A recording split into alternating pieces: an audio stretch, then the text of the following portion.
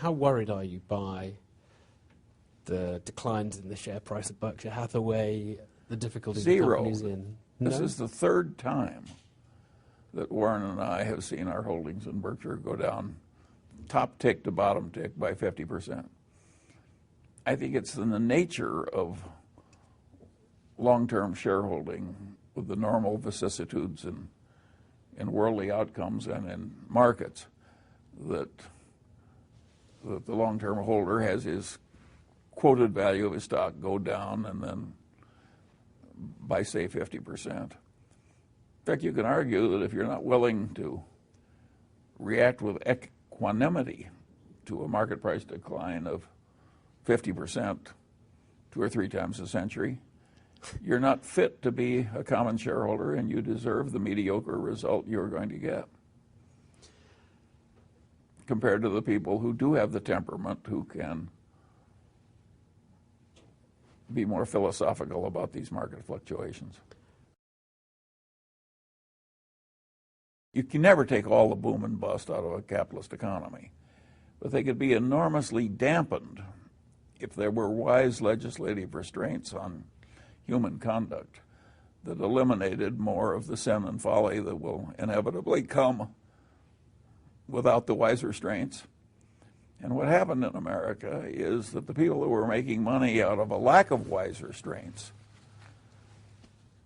just got more and more power by doing more and more lobbying and making larger and larger political contributions, and being aided by a certain ideological nuttiness, which assumed that because free markets worked so well compared to, say, communism, that it automatically followed that if there were no laws at all restraining financial conduct, the economy would work better. And that's not so. The economy works worse if you allow unrestrained sin and folly in finance. That goes back all the way to the South Seas bubble. Without a system of wise restraints, gross immorality and extreme craziness will happen in markets. They need to be dampened. Sin and folly needs to be stepped on. Both parties have wings that are full of idiots. That is the nature of the game. And the reason it's worked as well as it has is that the people in the middle have sort of over time tuned out the idiots on both sides. But every once in a while, the idiots get in control. And of course, that has terrible consequences. So you're really That's the nature of the system. You're thinking of the last 10 We went way too far in financial deregulation. And people were making so much money, and the economy was doing so well because it was being puffed up by this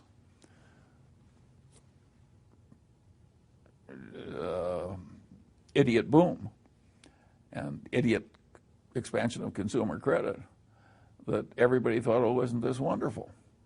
And of course, it was. Your life for the next 3 weeks would be more pleasant if you went on heroin, but it would totally destroy you over the long pole. And that's what an economy does when it allows itself to be seduced by the potential for an idiot boom into allowing all this gross immorality and this craziness to take over.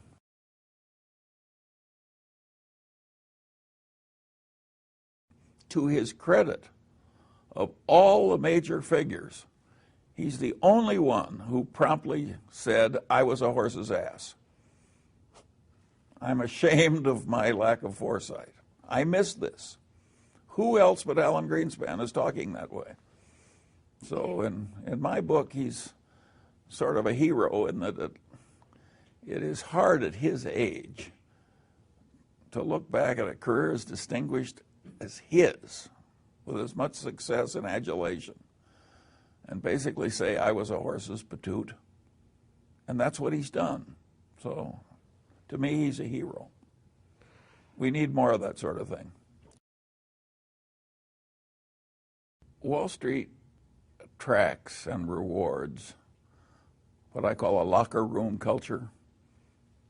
There are a lot of people who just have to win at football or soccer or something like that. And they're just so competitive that whatever A is doing, they have to be as good or better than A. And of course, Warren and I don't have those compulsions. And I would rather live my way than theirs. They do enormous damage to the rest of us with their damn locker room culture that has to win.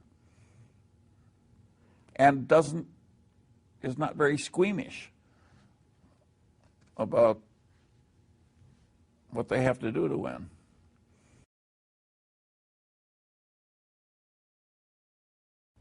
We have to deal in things that we're capable of understanding. And then once we're over that filter, we have to have a business with some intrinsic characteristics that give it a durable competitive advantage. And then, of course, we would vastly prefer a management in place with a lot of integrity and talent. And finally, no matter how wonderful it is, it's not worth an infinite price. So we have to have a price that makes sense and gives a margin of safety considering the natural vicissitudes of life. That's a very simple set of ideas. And the reason that our ideas have not spread faster is they're too simple. The professional classes can't justify their existence if that's all they have to say. I mean, it's all so obvious and so simple. What would they have to do with the rest of the semester?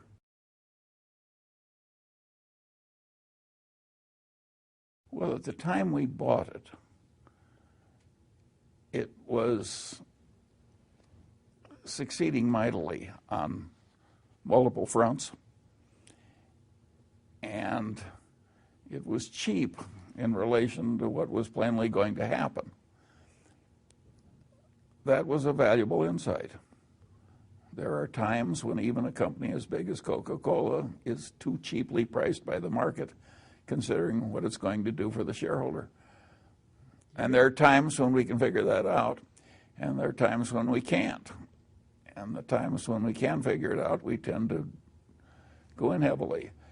For many, many months, we were buying as much Coca-Cola as we could buy, roughly a third of the volume trading, every day for months. So we were very aggressive in buying into Coca-Cola. We have the mindset of the person that's buying the whole business at the price you would realize by multiplying the price we're paying by share by the number of outstanding shares. And we want the price for the whole business so calculated to look very attractive. So we like buying individual shares at a price that's lower than we think a rational person would pay if he could buy the whole business.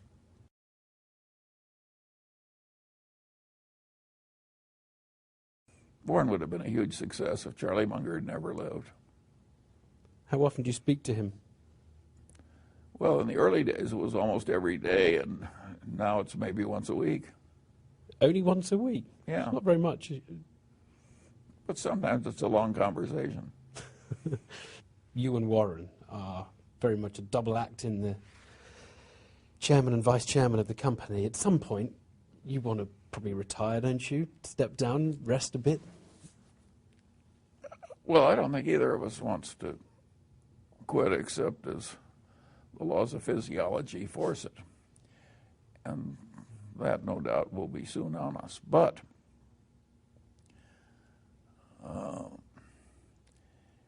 you got to remember that Berkshire is probably the most decentralized big corporation in the world. I think the very decentralization of Berkshire and the extreme pockets of talent in all the subsidiaries will give Berkshire a very respectable future long after we're gone. And you've got to remember that we started with a little nothing. And our successors are starting with something that is not a little nothing.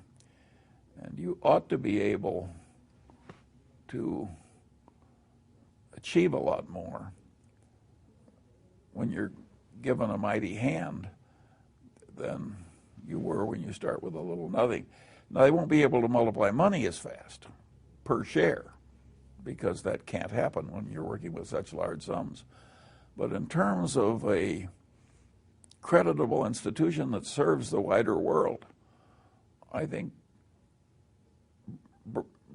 Berkshire's contribution after Warren is dead will utterly dwarf the contribution made while he was alive.